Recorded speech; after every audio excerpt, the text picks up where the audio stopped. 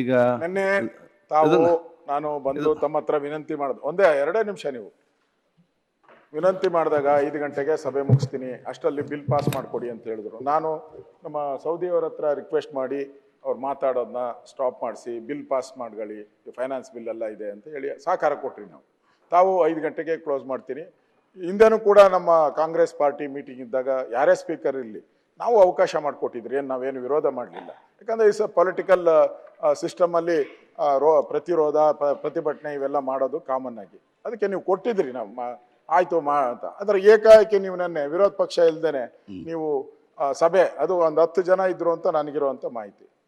ನಮ್ಮ ಸಂಸದೀಯ ಸಚಿವರು ಕೂಡ ಯಾಕೆ ಈ ಥರದ ಒಂದು ಘಟನೆಗೆ ಅವಕಾಶ ಕೊಟ್ಟರೋ ಗೊತ್ತಿಲ್ಲ. ಇದು ಒಳ್ಳೇದಲ್ಲ, ಡೆಮಾಕ್ರಸಿಯಲ್ಲಿ ಪ್ರಜಾಪ್ರಭುತ್ವದಲ್ಲಿ ಒಳ್ಳೇದಲ್ಲ. ವಿರೋಧ ಪಕ್ಷ ಇಟ್ಕೊಂಡು ಇವೆಲ್ಲ ಮಾಡಿದರೆ ನಾವೇನು ನಿಮ್ಮ ಬಿಲ್ಲಿಗೇನು ವಿರೋಧ ಮಾಡಿಲ್ಲ. ಎಲ್ಲೆಲ್ಲಿ ತಪ್ಪಾಗಿದೆ ಅದಕ್ಕೆ ತಿದ್ದುಪಡಿ ಮಾಡಿ ಹೇಳಿದ್ದೀರ ಅಷ್ಟೇ.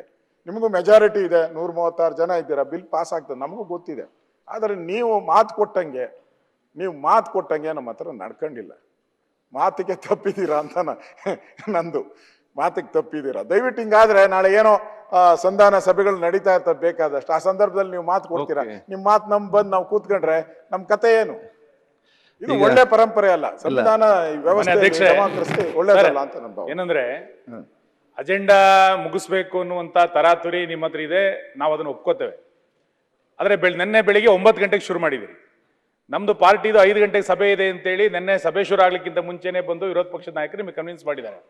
ಸಂಜೆ ಬಂದು ನಾನು ನಿಮ್ಮ ಹತ್ರ ಹೇಳಿದ್ದೀನಿ, ಅಜೆಂಡಾ ಮುಗಿಸ್ಬೇಕು ಅನ್ನೋ ಕಾರಣಕ್ಕೋಸ್ಕರ ಸದಸ್ಯ ಇಲ್ಲೇ ನಡೆಸ್ತೀನಿ ಅಂತ ಹೇಳುವಂಥದ್ದು ಎಷ್ಟರ ಮಟ್ಟಿಗೆ ಡೆಮಾಕ್ರಸಿಗೆ ಒಳ್ಳೇದು ಅಂತ ಗೊತ್ತಿಲ್ಲ. ಎಲ್ಲ ಕಾಲಿಂಗ್ ಅಟೆನ್ಷನ್ ನಾವೆಲ್ಲದಕ್ಕೂ ಇನ್ವಾಲ್ವ್ ಆಗಲೇಬೇಕು. ನೀವು ಹಿಂಗೆ ವಿರೋಧ ಪಕ್ಷನೇ ಬೇಡ ನಡೆಸ್ತೀನಿ ಅಂತಂದ್ರೆ, ಕೃಷ್ಣ ಬೈರೇಗೌಡರು ಪಾರ್ಲಿಮೆಂಟರಿ ಅಫೇರ್ ಮಿನಿಸ್ಟರ್ ಆಗಿದ್ದವರು, ನೀವು ಸಹಾಯಕ್ಕೆ ಬರಬೇಕಿದ್ದು. ಹಿಂಗೆ ಒಟ್ಟಾರೆ ನಡೆಸ್ತೀನಿ ಅಂತಂದ್ರೆ ಸಭೆ ನಡೆಸಲಿಕ್ಕೆ ಸಾಧ್ಯ ಇಲ್ಲ. ನೀವು 8:30 ಕರೆದ್ರೆ 8:30 ಬಂದು ಕೂತ್ಕೋತೀವಿ ನಾವು. ಆದ್ರೆ ಯಾರು ಇಲ್ಲಲೇನೋ ಸಭೆ ನಡೆಸ್ತೀರಿ ಅಂತಂದ್ರೆ ಯಾವ ಸಿಸ್ಟಮ್ ಇದು? ಈ ಹಿಂದೆನೂ ಮೊದಲನೇ ಬಾರಿ ಅಧಿವೇಶನ ಆದಾಗ್ಲೂ ಕೂಡ 2 ದಿನಕ್ಕೆ ಧರಣಿ ಮಾಡಿದಾಗ ಎಲ್ಲ ಬಿಲ್ಲನ್ನು ಪಾಸ್ ಮಾಡ್ಕೊಟ್ಟಿದ್ರಿ ನೀವು ಬೆಂಗಳೂರಿನಲ್ಲಿ. ಇಲ್ಲೋ ಹಂಗೆ ಮಾಡ್ತೀರಿ ಅಂತಂದ್ರೆ ವಿರೋಧ ಪಕ್ಷ ಇಲ್ಲದೆ ಅಜೆಂಡಾ ಸಂಪೂರ್ಣ ಮಾಡ್ಕೋತೀವಿ ಅಂತ ನಿಮ್ಮ ಮನಸ್ಸಲ್ಲಿದ್ರೆ ನಮ್ದೇನು ಅಬ್ಜೆಕ್ಷನ್ ಇಲ್ಲ ಅದಕ್ಕೆ. ನಮಗೆ ಅಜೆಂಡಾನ ಕಳಿಸ್ಬೇಡಿ. ನಾನು ಬಂದು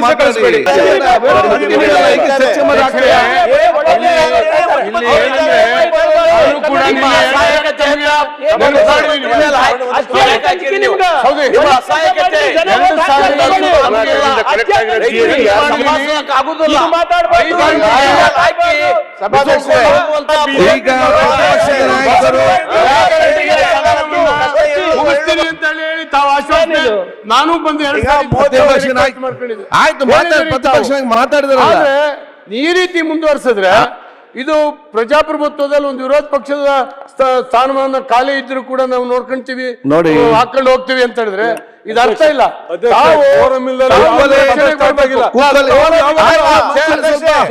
ರಕ್ಷಣೆಗೆ ಬರಬೇಕು, ವಿರೋಧ ಪಕ್ಷದ ಸ್ಥಾನಮಾನಗಳನ್ನ ಅದರ ಮಾನ್ಯತೆಯನ್ನ ತಾವು ಕಾಪಾಡಬೇಕು. 5 ಗಂಟೆ 6 ಗಂಟೆ ಆದ್ರೂ ನಾವು ನಡೆಸ್ತೇವೆ, ನೀವು ಹೋದ್ರೆ ಹೋಗಿ ಅಂತ ಹೇಳುವಂತ ರಾಷ್ಟ್ರೀಯದ ಭಾವನೆ ಇದೆಯಲ್ಲ, ಇದು ಖಂಡಿತ ಸರಿಯಲ್ಲ.